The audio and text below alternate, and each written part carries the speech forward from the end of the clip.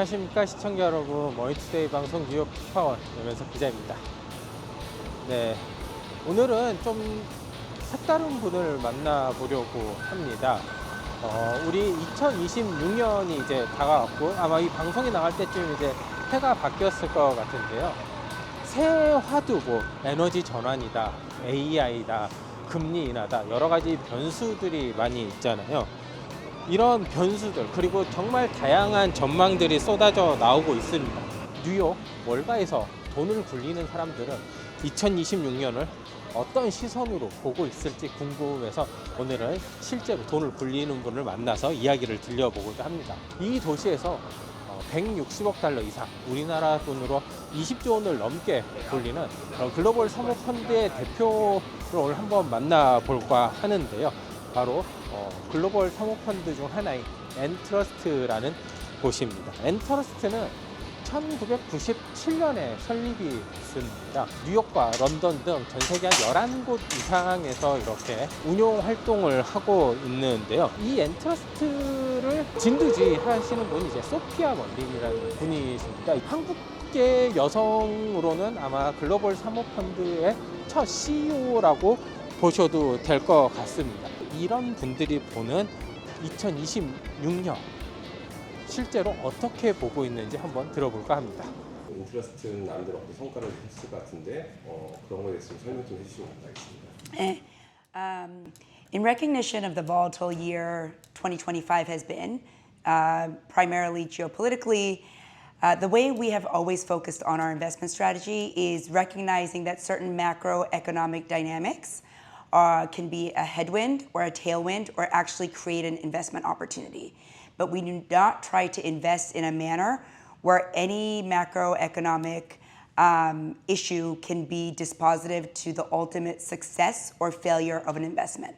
So what I mean by that is we always take a very target-specific thesis when making investments. So again, we may recognize that whether it's geopolitical uncertainty or a potential recession or interest rate uncertainty, anything like that could affect an investment.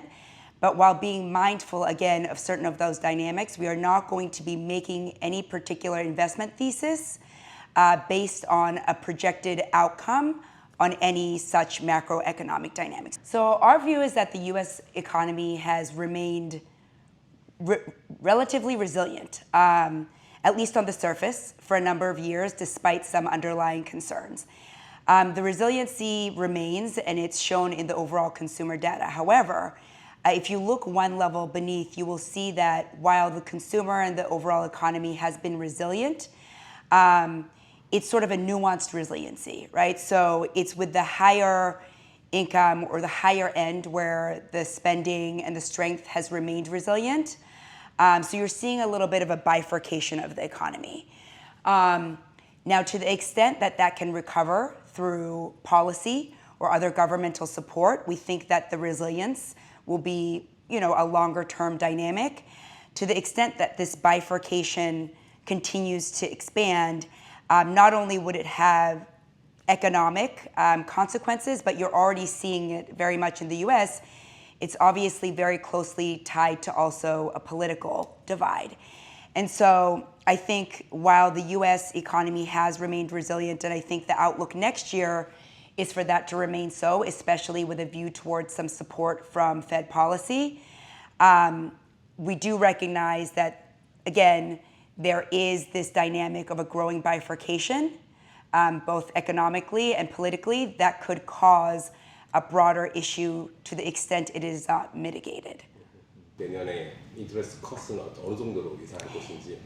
Yeah, so our view is not too divergent from the consensus Wall Street view. So we're not original in that we do expect 2 more rate cuts next year. So we've obviously had consecutive rate cuts recently. Now, obviously, while that's our expectation, we also know that the Fed will be very nimble in terms of it will depend on how other things go. So we can sit here today and expect 2 more rate cuts, but obviously inflation is a big factor that will have to be reviewed to ensure that the rate cuts continue to make sense, because it's always that balance, right, of rate cuts versus inflation. You want to stimulate the economy, but not too much. And then you add into that equation, which is already a delicate balance, the impact of tariffs. And the fact that the tariffs are driven by, the current administration, where I think there has been a lot of, voiced intent, but it hasn't always come through. So I think people don't really know what to expect with respect to the tariffs.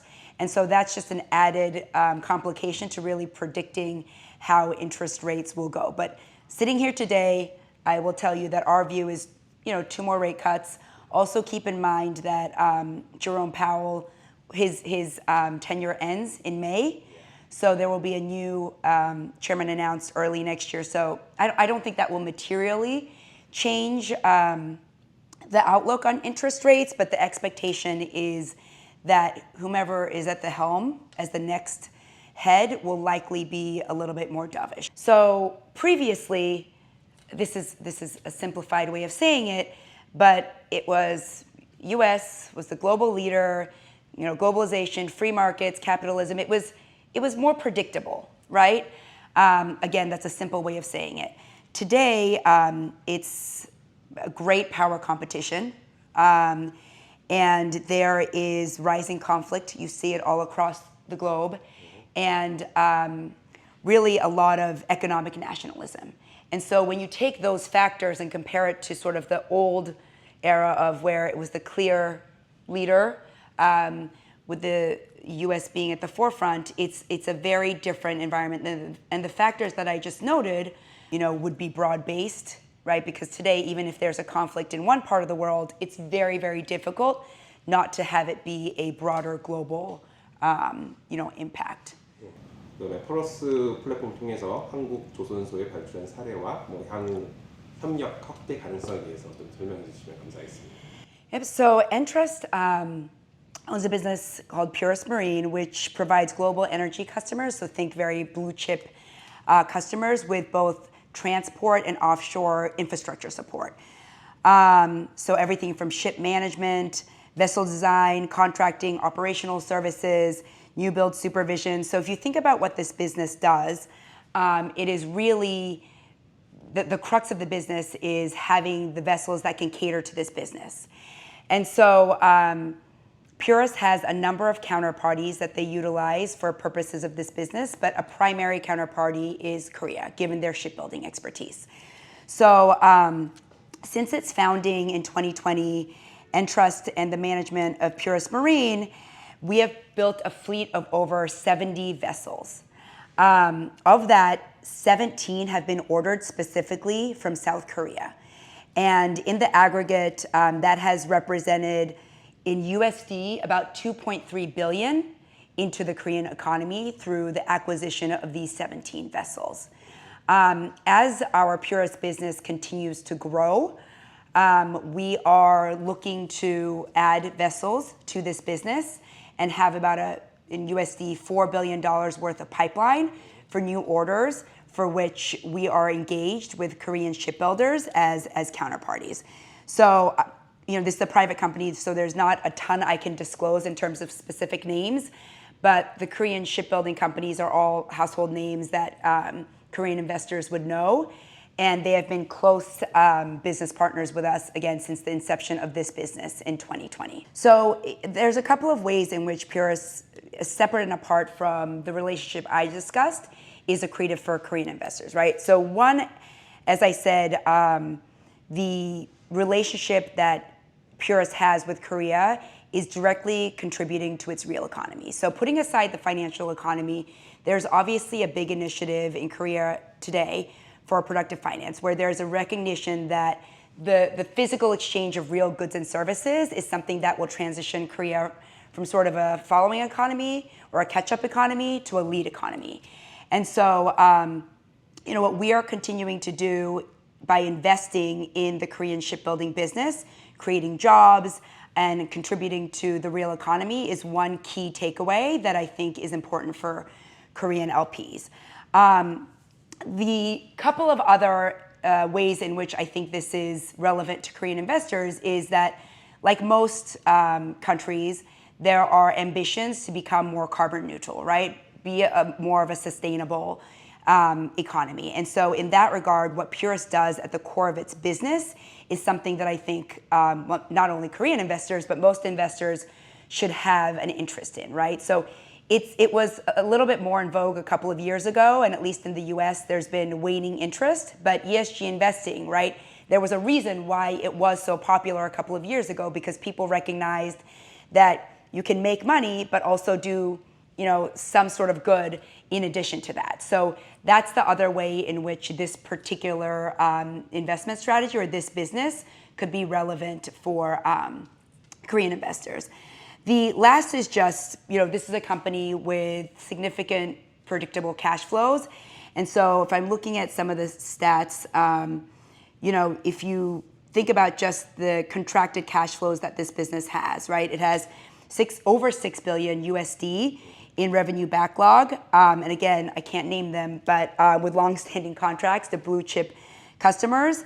So if you think about just what the long-term earnings potential is for investors with the minimization of downside risk, just from a pure investment perspective, right? Again, putting aside all the positive things that I said that this also provides, just the predictable cash flows, I shared the figures a bit ago, and just the average duration of the long-term contracts, which is about 13 years. I think from just a pure investment perspective as well, it's something that would be very interesting to Korean investors. I mean, obviously we are very bullish in the maritime sector, right? We have the lending business in the maritime sector as well as this Purist business in the maritime sector. So both a direct lending credit business as well as a private equity business in the maritime sector. So overall, on the maritime and shipping sector, we are extremely positive and see a number of tailwinds for reasons that I mentioned earlier, right? If you think about just maritime, that is where a bulk of global trade occurs through maritime, and how diversified it is within, right? If you think about the maritime sector, it's everything from container ships to dry bulk to even, cruise ships. You understand that the various parts of the maritime sector do not all move together. 관심이 좀 높은 이유가 좀 따로 있을까요? There's a couple reasons. One is, as I just said, the Korean market is undervalued. So if you are looking for a good investment, right, you're not trying to find something that's already overvalued, right? Like the US S&P, it's driven by 7 companies. You could argue that it's overvalued. But if you are an investor looking to capitalize on, really attractive risk reward, you're going to look for an attractive entry point. So in that way, as we just talked about, the Korean market compared to some of its peers in the region clearly stands out as, again, it's a sophisticated market, it's a large economy. The companies are very, very strong in terms of, as I said, balance sheet and cash flow. It's just not reflected. So why would you not think that's an attractive investment where there's an objective undervaluation, right? Again, as long as you can get comfortable that there are catalysts to changing that undervaluation. So that's one reason. I think the other reason has been not just from an investment perspective, but from a business perspective. And we'll get more into this later, but given that maritime is such a large component of our business, I touched on our maritime lending business a little bit ago, but we also have a maritime business that is really catered towards the transport and maintenance of green energy and really participating in the green energy transition. But from a business perspective, we have found Korea to be really a great counterparty in supporting that business for us by being a provider of the vessels that we need to drive this business. And so we think the Korean shipbuilders are very, very sophisticated. They do it at a good price. The quality of the work is excellent. And so it's not just the investment perspective. From a broader business partnership perspective, we really have found Korean counterparties in shipping and specifically shipbuilding to really be an optimal partner and one that we would like to do a lot more with on a go-forward basis. 이제 한국 시장에서 어떻게 우리가 잘 해보고 싶다 이렇게 마지막 마무리 말씀입니다. Yes, I would say, we at Entrust have always, said you can't control performance, but you can control client service. So what that means is we have had as sort of a cornerstone of our culture and our perspective, really working with LPs, really working with partners to try and create solutions that work for them. Understand and cater to the needs of our underlying LPs to create a long-term partnership, right? At the end of the day, this is a relationship business, and we need to earn the trust of our investors. So for example, we are very happy to create customized accounts for LPs. So what that means is we will sit down with the counterparty, and everything from their liquidity needs to investment objectives and particular mandates or areas of focus or areas they may want to avoid. We are always willing to take that extra time to really cater to LPs from soup to nuts. So just in conclusion, hopefully you all get the sense of what I believe Entrust Global is in the sort of manager universe, in that we view ourselves as an entrepreneurial firm that is very much focused, obviously, first and foremost, on creating differentiated investment returns for our investors, but also really with a focus on being a client-friendly counterparty, right? We view ourselves as true partners to our LPs. We not view ourselves in this sort of paternalistic manner where we know everything and you're just the LP, but we really, truly try to take a relationship and partnership view with respect to our LPs. The way I view Korean LPs, Korean investors, is with that level of respect and wanting to serve as a true partner. I fully appreciate how hard Korean people work. They are the hardest working, in my unbiased opinion, the hardest working people, or some of the hardest working people in the world. And so just understanding the value of the institutional dollars in Korea and understanding the weight of that responsibility for managers is something that I do not want to be lost on the Korean audience.